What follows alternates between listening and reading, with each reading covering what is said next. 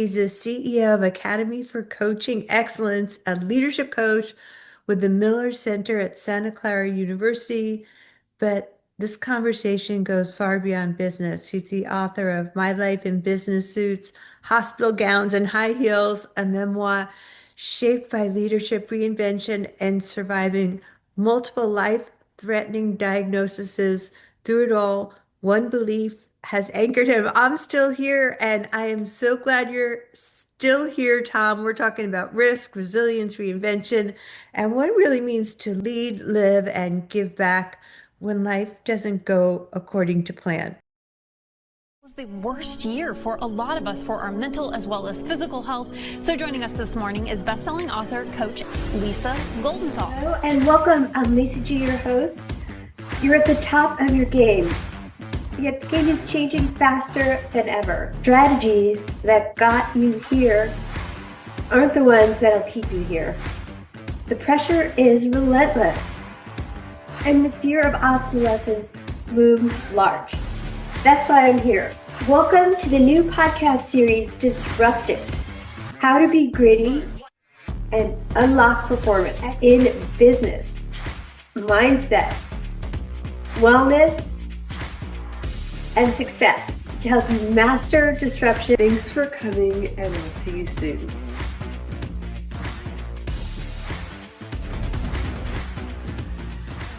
Today's guest is an executive leader, international speaker, resilience coach, and best-selling author whose career spans Fortune 500 companies like MCI, Walmart, and Facebook, along with high-growth startups.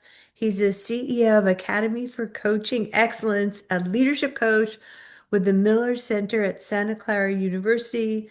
But this conversation goes far beyond business. He's the author of My Life in Business Suits, Hospital Gowns and High Heels, a memoir shaped by leadership reinvention and surviving multiple life-threatening diagnoses. Through it all, one belief has anchored him. I'm still here, and I am so glad you're still here, Tom. We're talking about risk, resilience, reinvention, and what it really means to lead, live, and give back when life doesn't go according to plan. Welcome, Tom LeNoble. Thanks, Lisa. It's great to be with you. I've been looking forward to it. Me too. I mean, life doesn't go according to plan ever, does it? I think it depends on where you live. I have so many clients that live in the past. Uh-huh. And, if they live in the past, like there's going to be a do-over, or like our phones, we watch a video and it's got that little button that says go back 10 seconds. That's not how life is. So I Right. think if you're willing to be open and willing to put out there what you want and give up being fixed on how it looks and the timing, life can be extraordinary. I love your attitude, and that is completely my attitude too. Seldom has life gone the way it's supposed to or what's expected, but it always works out for me. So I'm so glad you feel that way. I mean, what I do. pushed you to write My Life in Business Suits, Hospital Gowns, and High Heels? And let's just go over your story a little bit. It's a book that I wrote. It's a memoir that crosses over to self-help. And the purpose for the reader is that who we are today is the sum parts of who we've been in our life. And some of those parts in our life may seem outrageous, private, people might not understand, but you wouldn't be who you are today without all those parts. And so I'm a really private man. I've kept many secrets all these years, but they're all out there now. Oh my gosh. Well, I mean, I glossed over the Facebook thing, but you were pretty early. The Yeah. number, I think I was 57, but who's counting? I was sitting at my desk. I ran global service operations for Palm, the Palm Pilot Trio people. They're now part of HP. right. And I was traveling all over the world. And I was sitting at my desk at my office one day in down in Sunnyvale, and the phone rang, and it was a recruiter from a little company called Facebook. And they were still in colleges. I had no idea who they were, so I thanked them and hung up the phone. And a buddy that I used to work with, who's a VC in the Valley, called me and said, I referred you to Facebook. You didn't talk to them. So, long story short, and it's a great story, I interviewed with Mark Zuckerberg when he was 19. Oh my God. and made a decision to go to Facebook. And I left my cushy office with a view and traveling all over the world. And I remember my first day, I walked in to this sea of desks in a big open room. And I'm like, what have I done? And Wow. the best part about this story is everyone there was 20 or 21, deferring law school, business school, medical school. I was 50. I was old enough to be everyone's father. In fact, the Wow. next book, that's the title of it, My Life at Facebook, The Adult in the Room, because that's what they used to call me, the adult in the room. I love it. What a wonderful experience to be there from the start. It was great. It was great. It was, I say whatever your to-do list was today, if you didn't get it done, just throw it away because you're going to have a whole new one tomorrow. It was so fast-paced, so exciting, and a lot of fun and such brilliant people. I call them the kids then because they kind of were. And Right. but they're all from Brown and Harvard and Yale and Stanford and just really bright and really great to work with. It was really a lot of fun. That is such a wonderful experience. I can't even. Do you want to dive into some of those not so wonderful, life-threatening experiences, like the real story behind the book? Yeah. The business suits. I had this great career and the hospital gowns. I've had two life-threatening illnesses. One I was told was terminal, and I've Wow. lived with this year metastatic cancer for 14 years. And as you can see, I'm still here. And I've been given 6 months to live three times.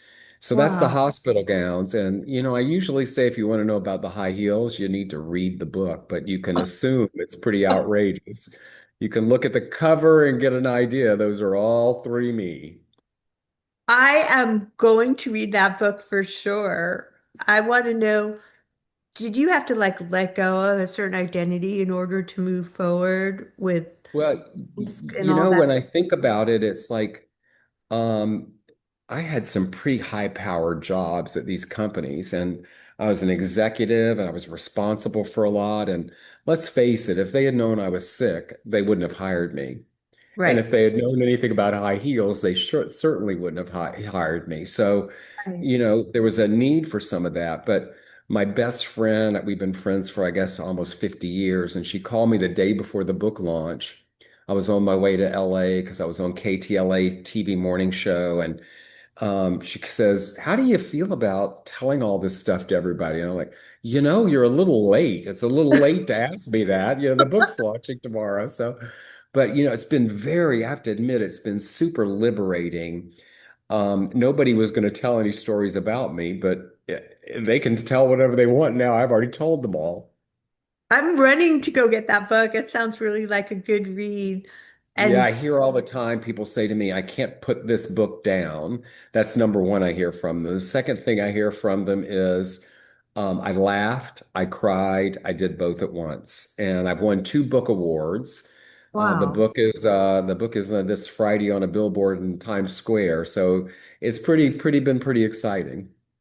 Well, I'm so thrilled for you. That's like so good that you're so open about the journey, and the journey is so uncommon. And let's talk a little bit about resilience and reinvention. How's your relationship with risk changed everything that you have lived through? Yeah. Well, by what I just shared with you about the book is about, you can imagine I've taken a lot of risks, not Right. only in business, but I've taken a lot of risks with my health because my oncologist calls me a clinical trial of one because I I don't do what they tell me. I check in with me and I drive the show. And couple of those times you're given 6 months to live. I remember they came to me one time and said, the cancer's back. It's in five locations. We can't do anything. And I chuckled. If you want to get attention of a bunch of doctors, chuckle when they tell you you've got 6 months to live. But you see, I knew something. I was already had dealt with the fact that I might die and what I would do at that time. But I also had learned that, it didn't have to be the way the cards were dealt. There was a better, a smarter way to look at it than that. So there's the resilience and the reinvention. You're called to reinvent yourself over and over again. I have this keynote I'm doing now that's called Living Fully While Dying. The first phase for me was living fully. without regard to dying. The second phase was living fully while being told you're dying. The third phase for me, which is now living fully, realizing I was always dying. When we're born, that's the only guarantee we have. And Right. what this has done for me that's been great is my life is really all about service now. I'm actually a philanthropist. I do everything I do that you've heard about because I'm a philanthropist. So I feed my philanthropy and I work with underserved communities, youth in the arts, first gen students, today's current women issues, a bunch of other things I really feel passionate about. Wow. It really shows that you're a passionate person and that you do enjoy giving and you get so much back from doing that. Like once you know that people are starting to tell you you have 6 months to live, do you just obviously everything's different. Like, do you just live each day as if it's your last day? Well, I think you have a choice of whether you do that or not. Some people, and I get it's hard, I'm not taking away from the challenge of illness, but some people kind of wallow there. Some people think of new things to move forward.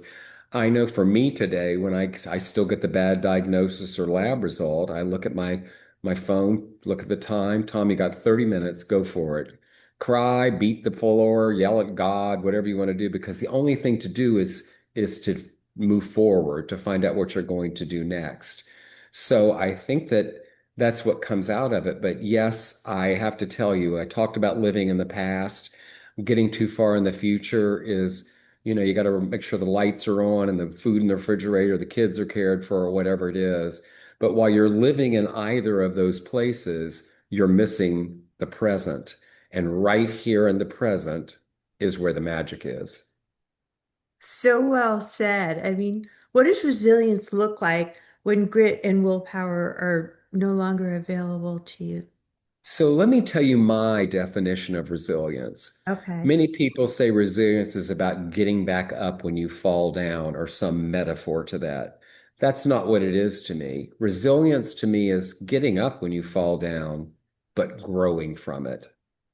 Resilience to me is a muscle. It's just like we exercise our bicep or tricep to either get our guns or look good in our outfit. Resilience is the same way. When you exercise it, it's there ready for you more and more. I'd like to say resilience is your greatest currency. You see, the stock market can crash. You can lose your title. You can lose your job. You can lose your relationship. You can lose on and on and on and on. But no one can take your resilience away. That's why it's your greatest currency. I couldn't agree more. I've been through nothing like you, but like all kinds of challenges as we all have. I mean, 2020 just knocked me down and I was like, I'm going to start my podcast because it was hard for me. And I'm like, I'm going to just interview others to help other people so that we can all be unstoppable because life has knocked us all down, like not as extremely obvious as you, but the great thing about your story is you've had those super highs and the super lows. So it's like you have so much to be grateful for. I really appreciate your attitude and jumping into leadership a little bit. When does a leader know when it's time to reinvent instead of pushing harder? Because I know we both love reinvention. Yeah, I think people have a choice sometimes to either pivot or push through. Right. And the part that's difficult for people is the unknown outcome. And people forget their evidence. And what I mean by that is we've all been through things before and we're still here. And when we Yeah. are faced with something really challenging, we tend to forget what we've been able to accomplish before. So I love to tell my clients, remember your evidence when you're facing something new, because that is the real first step to moving forward into resilience of what you're going to do next and reinvent yourself is to realize you've gotten through this before. Lisa, I have something called terrible gifts. Wow. What's that? Terrible gifts are we lose a relationship, we lose someone we love, we lose a pet, our house, we have a disaster and our house is impacted. We get sick, right? These are terrible events of life that you don't wish on anybody. But what Right. I learned is a month, a year, 5 years later, There's a gift from it. I know this woman who was at Olympiad level, that's kind of the sports person, went in for a very minor surgery, got MRSA, and lost her leg. Now Oh, you can imagine sitting in the wheelchair, walking stick and cane. She could have taken a real downturn, and bet she did for a little bit. But one day she just decided she didn't like the cane and the way the walking stick looked. So she made one out of acrylic in her kitchen oven, fashioned the handle around a wine bottle. I love that part. And today, this woman has a global business making these beautiful canes and walking sticks for people. So people who have to use them when somebody approaches them, that's what they notice versus that they're either having to use a cane or sit down or whatever it may be. She got a terrible gift. wow. That's always been the case for me. I remember how hard the pandemic was, and I was sitting there in my living room in my rent-controlled apartment in Santa Monica by myself, single, and I knew something had to change. So there was a silver lining, huge silver lining, but it didn't feel like that at first. It's like you talk about, you gotta fall down and have your emotions Yeah. and feel how much it currently sucks, and then realize that you've gotten out of those hard things before it, and you get back up and you charge through. I love that story. I want to Yeah. know where I can get I, one of I those. I look at life, people tell me their life is great. Well, you know what this looks like to me? A flat line on a monitor, Right, right? What life is a series. We're just going to call it ups and downs. Life is a series of ups and downs. What I like to think about it is the downs are the opportunities for me to grow and learn. The ups are when I get to express how I grew and how I learned, knowing that life will be life. There's going to be another challenge to grow and learn. right. I love your philosophy. It's just I could talk to you all day, but it's kind of a short podcast. So, final question, what how did your experiences shape the way you think about giving back and philanthropy and leadership and stuff like that? Yeah, well, I'll tell you, I think that those of us that do well have a responsibility to give back. And as you'll read in the book, I grew up in a shack. That's what we call it. We had no hot water, no refrigerator. And I did well, so I feel like I should give back. But I have this keynote I do called the philanthropic mindset. People come to me and say, Tom, when I have money, I'm going to be a philanthropist. Here's the thing for your viewers to understand. A philanthropic gesture can be your smile or a hello. You have no idea how you're going to shift somebody's day. I work with a lot of nonprofits and remind them the $1,000 check is equal to 4 quarters that were donated. It came from someone's wealth, the same spirit. Right, So when we think about these things, then anyone can be a philanthropist. The difference is about true philanthropy and giving back is having no expectations. If you're giving the smile or hello to that stranger, expecting one back, not a philanthropic gesture. You may change their life, but that expectation sort of shifts the whole game.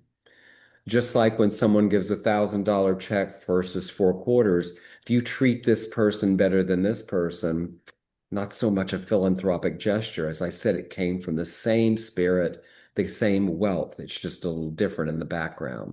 So that's how I feel about it.